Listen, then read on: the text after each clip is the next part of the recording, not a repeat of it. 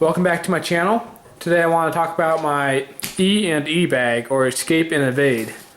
Some people call it the 72-hour bag. I don't like to call it that because if you knew the situation was only going to last 72 hours, if you're at work or you're at home or whatever, you're probably better off just sitting tight, sheltering in place, and waiting for the situation to pass. And the reason I'm doing this video now is, as you've seen in the news, the Philippines has been hit by a pretty good sized typhoon, and there's hundreds or tens of thousands of people dead, and there are cities out there that are in complete disarray. People's homes have been destroyed, and a natural disaster is probably one of the best reasons I can think of to have some basic level of preparation. And this E&E bag, I'm going to get into it in a minute. Something to think about as I'm going through is I invite you guys to give me ideas, tips, and things that you guys have tried and seem to work well for you. But something to think about is my assumptions when I packed this bag is I'd have my everyday carry items with me. So I'll show that in another video, but assume that I got some money, assume that I got my gun with me. You can assume that I have appropriate jacket and clothing for the weather of that time of year. So keep that in mind as we go through this bag, and I welcome you guys to give me feedback and input on my setup here, and I'm always looking for ways to improve. So without further ado, I'd like to talk about the bag itself, since that's a pretty important component of an escape and evade bag. This is an old motorcycle backpack I had from when I used to ride a motorcycle. And what's cool about it is it's got Kevlar woven right into it, so it's a pretty tough bag. And it's also water or weatherproof, I should say. I mean, if you dumped it in a river, the stuff inside would get wet. But this rain flap and everything that's exposed exteriorly on the exterior is water resistant to repel water in when you're riding a motorcycle, pretty severe conditions. And since I don't ride anymore, I thought it'd be a good E&E bag. It's a rugged bag that it's going to keep my stuff dry for the most part, unless I fall into a river. On the outside, I have 2 water bottles in their respective pouches, also carabined. These are little carabiners straight to the bag itself. So if the water bottle falls out because I slide down a slope or something, it's not going to get away from the bag. And that's important because you don't really know what you're going to go up against. And I figure I have enough water here for me, maybe one other person, for a day or two until we get out of the immediate danger zone and into an area where we may be able to set up camp.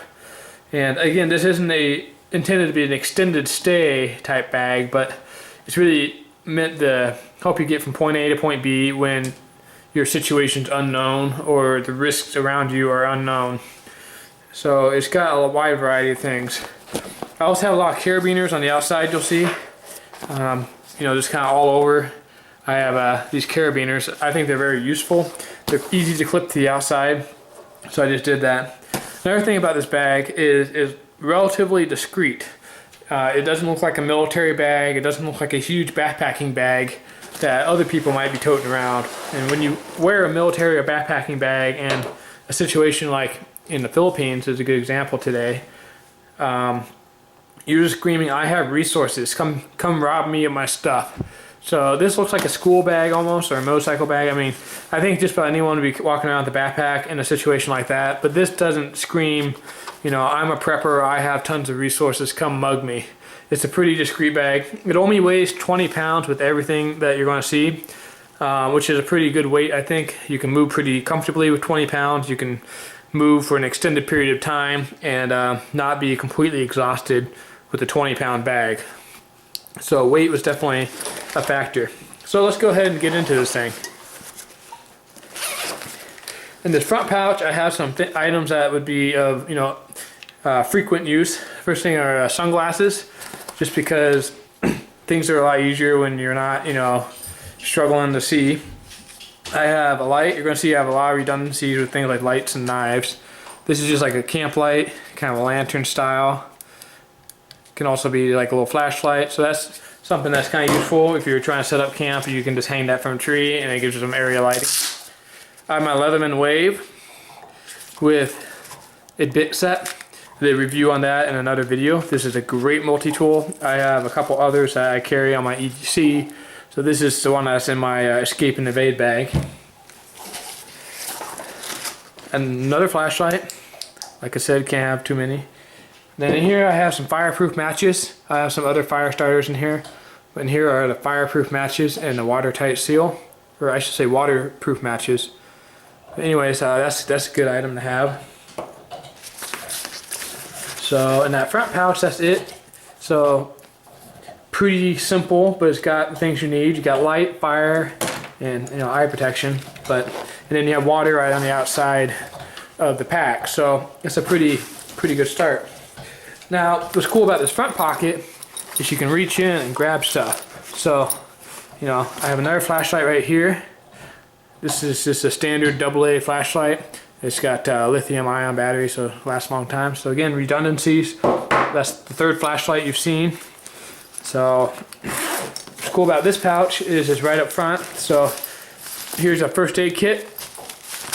So, right in the front where it's easy to grab. If you're injured, you don't want to be digging through your bag. So, first aid kit's right up front. I'm not going to open this, but it's got all the basic things of a first aid kit.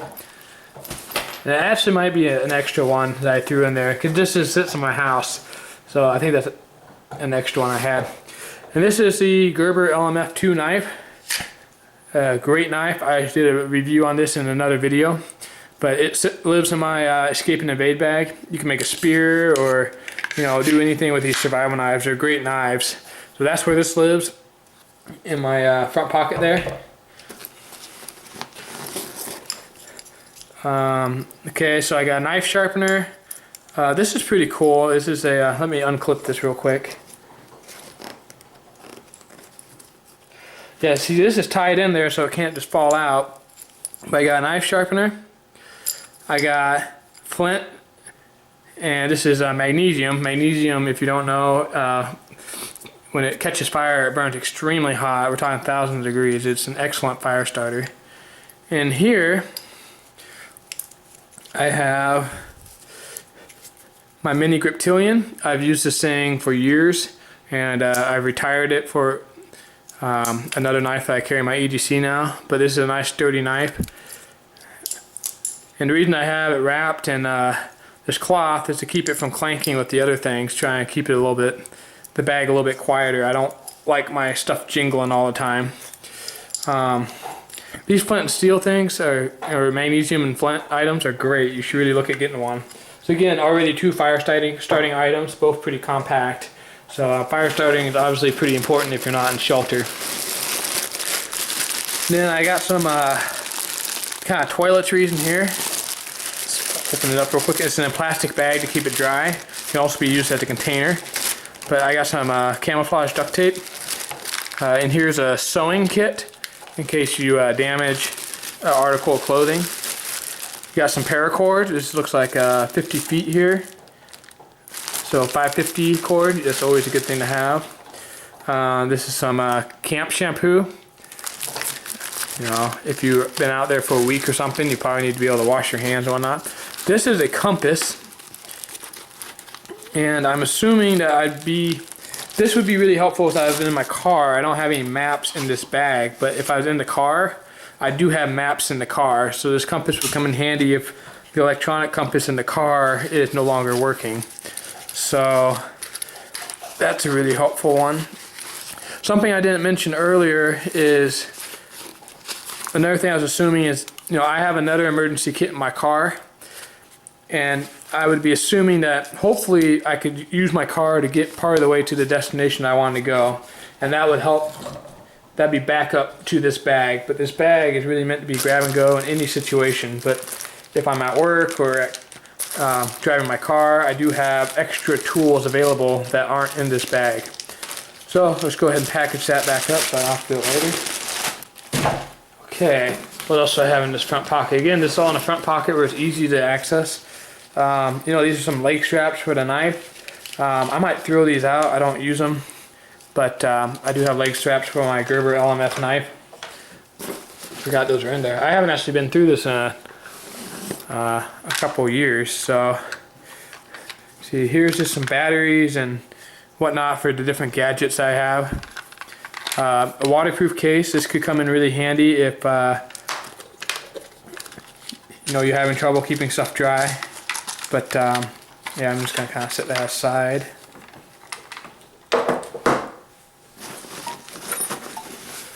Water bottle. Oh, I got. This isn't paracord. It's another type of cordage. Again, redundancies. You can do a lot with cord.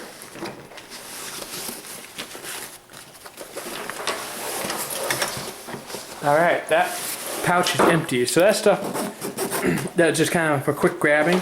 Let's go ahead and open this bag up to the main compartment here. This thing holds a lot more than it looks like.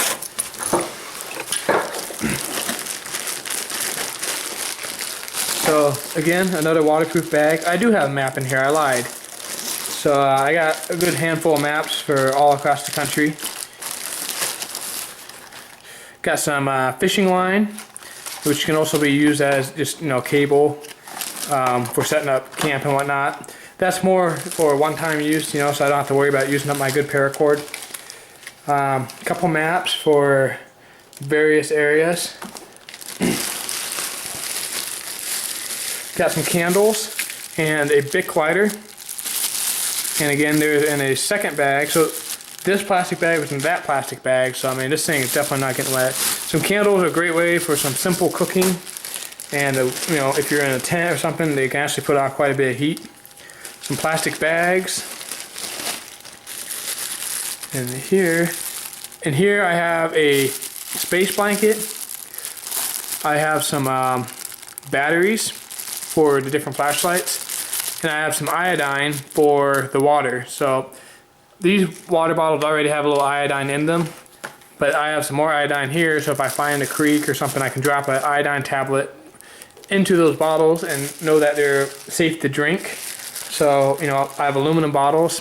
They can be used for cooking, they can be used for holding water. I got iodine, so I'm pretty well covered as far as drinking water, I think.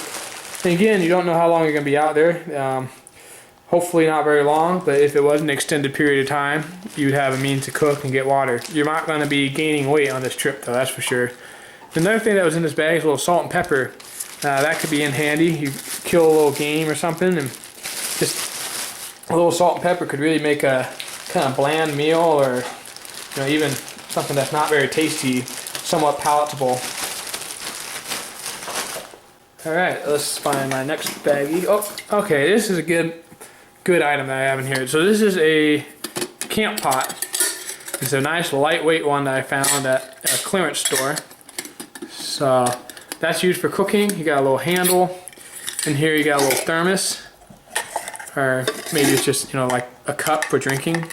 But you can, you know, boil water in here without you know, damaging your other bottles. You can boil water. You can use these cups for eating soups and stuff like that. So this is a really good addition. It doesn't really take that much space in the bag either. So I definitely like this guy. So this is assuming, you know, maybe this is going to be more than a day or two. Maybe you're going to have to set up camp for a week or two. So wanted to make sure I had means for cooking.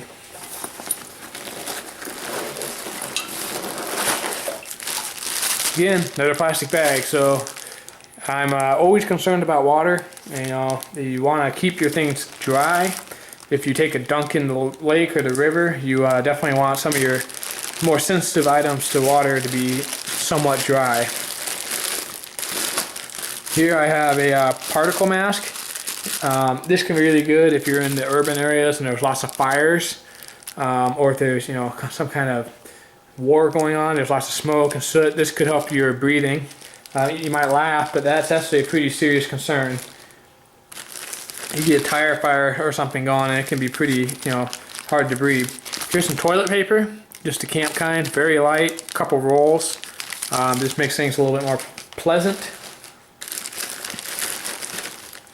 More garbage bags. You know, garbage bags are good for, you know, garbage obviously, but they're really good to keep things dry. If you pick some items up along the way that you want to use, or maybe some articles of clothing that you're not wearing, you want to keep them dry. Garbage bag is a great way to do that. Some ponchos. This is really more for if I have some people with me and they aren't appropriately dressed. I have some ponchos. They can also be, used for sheeting. Cut them up for other, things you might need to keep dry. A couple more space blankets. These things are easy to damage, but they're also pretty cheap and very light. So no reason you shouldn't have a couple of space blankets in your emergency pack, folks. If you have maybe kids or a wife, keep a couple of these around. They are surprisingly warm. So, space blankets are something you should consider putting into your bag. I have some handkerchiefs. Those can be used as particle masks or just, sweat guards or whatever. So yeah, handkerchiefs are something you might want to consider. Another space blanket. We got down here. Here's some glow sticks. These are good. Let's say you're out in the forest. You want to mark your tent. You go, that way when you run around, you always know where your tent's at. So some glow sticks are always nice to have. They can be good signaling devices if you're trying to be quiet. You can always just tuck them in a pocket if you don't want people to see you. Okay, so what else we got? So you guys are probably wondering, where's all this food? I have the food in a nice watertight container. It's got a little flap here in case there's temperature changes and stuff while it's in storage. It won't expand and pop or anything. But a backpacker friend of mine suggested this, that you get a container, and here's some oatmeal. And again, you're not going to eat like a king, but at least you have something. So you got a few good packs of oatmeal. You got a bunch of like granola bars. I got some protein bars in here. I think I figured there's like 12,000 calories in here. There's not 12,000, sorry. I don't remember. I think there's like 500 calories. I figured there's enough calories for a couple days. Again, you're not eating like a king, but you'll stay alive and you'll be at least somewhat comfortable. And the other cool thing about this is it doubles as like a bowl. So if you need to eat and you don't have any clean containers, this plastic container itself is a great bowl. Not necessarily for cooking, but if you're using your cooking pot and you don't, you need to store some food or something, this is a great way to do it. So it always stays dry. You can use it as a bowl. I really recommend that. My backpacker friend was definitely hit something on the money there. Alrighty, here's my next bag. Another waterproof bag, of course. Let's see, I got some paper. This could be good for fire starting. Have some dry paper. It's also good for leaving notes to people. Let's say you need to leave instructions, communications are down. You leave a bright piece of paper on the front door, and somebody can, they'll see that. They'll say, say, hey, I went here, or I plan to be back by this day, or whatever information you might need to convey to people. Notepads are a great way to do it. I have some wet start fire. This is basically Vaseline and like cotton that's been compacted. This stuff can get wet and it's still flammable. It will float on water. So these things are great for an emergency pack. Here I have some basically warming packs. And I did not get the kind that you can snap and they warm up, because they might snap inside your bag. What these are the ones that are activated by air. They're iron oxide or whatever. So you tear it open, you pull it out, put it in your gloves, your pants, whatever's freezing, your shoes, and these will keep you warm for like 8 hours, or I forget the exact duration. These are 24 hours, these are some good ones. So I recommend these. Don't get the snap kind. Get the ones that are activated by air. They'll last a lot longer in your bag without getting damaged. I got quite a few. Again, if you have groups of people, you want to make sure you have enough to keep them comfortable as well. Morale is a really big deal. You don't want people getting depressed, or little creature comforts can go a long way to keeping the team motivated. Here, I'm not going to open it, but this is a phone list for all my family members, aunts, uncles, all my direct relatives, address, phone numbers, all that are in here. You may not be able to remember everyone's phone numbers. Maybe the entire East Coast gets completely hit by a huge hurricane and you need to go to the West Coast, an area you're not familiar with, to meet up with family. Communications are down. So having things written down is a smart idea, guys, especially for kids. If you're trying to help your kid prepare for a disaster, you know, definitely give them something like that. This here kind of pairs up with my survival knife. This is a saw. So if you have some wood items that have, you know, small trees or something that have been downed, you can process things that are pretty good diameter and then split them or baton them with your survival knife. So a saw is a pretty nice tool to have. And this one's really nice. I forget who makes it. It might be Gerber. It's really lightweight and it takes almost no room in the pack. So I definitely recommend a saw inside your pack. Again, this is kind of thinking long term. You don't know how long you're going to be out there. So you definitely get some saws and whatnot. Here's another pack of food. This is just candy bars and whatnot. It's actually kind of busted up, but again, just calories. It doesn't really matter how you get them. If you know, junk food is better than no food. You can eat half a candy bar, save the other half for dinner, you know, that kind of thing. So yeah, that I believe is pretty much my survival bag or E&E bag, guys. Go ahead and like, comment, subscribe. I'm really interested to hear from you guys what you think I might be missing. Like I said, you didn't see any firearms or heavy articles of clothing. The operation mindset I'm going in with is this is at home, right next to my closet. So I have a couple guns in there. I have jackets and everything. So I figure within a minute or two, I can grab this bag, have a lot of the essential things I'll need. I can have a firearm, and I can have the articles of clothing that are appropriate for that time of year. Ideally, I'd be running to the vehicle. So I'd just throw this in the vehicle, which is backed up by my other emergency kit. If not, I'm going by foot. This thing only weighs 20 pounds, and you get quite a bit of capabilities with that 20 pounds that you're carrying. This could be a real lifesaver, and I really want you guys to think about what you can do to be a little bit more prepared, even if it's just as simple as putting a bag together. You look at the things like what's happening in the Philippines or the riots that have happened in other countries like Greece from economic unrest and whatnot, and hopefully I never have to use this, but if I do, at least I have the assurance that I have the basic necessities to get from point A to point B and have a fighting chance. Saying before I let you guys go, some of you smart subscribers are probably going to say, oh, where's his pin for the notepad? So I do have 2 pins to go with my notepad that's in the bag. And also I have a fair amount of room in the side pocket, and that's intentional.